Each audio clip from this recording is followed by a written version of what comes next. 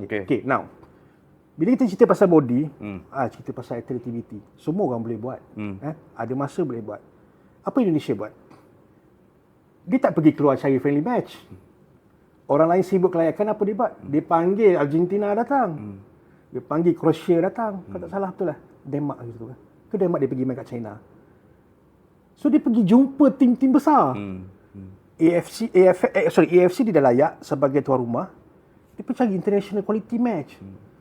China dia pergi, dia hantar, dia boleh dikatakan second squad. Dan dia champion kat sana. Second squad, Pak? Second squad campur sikit lah. Sikit sangat senior dia. Orang rasa dalam 20% kot. Senior dia lain ada dekat kampung training.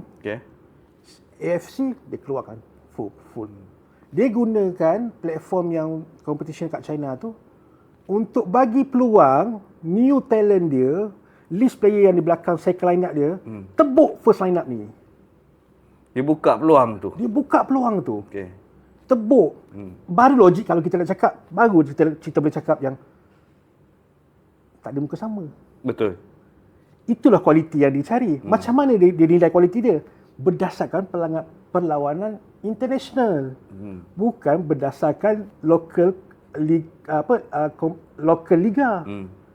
Dia tengok pada kualiti tu, baru kita boleh bezakan.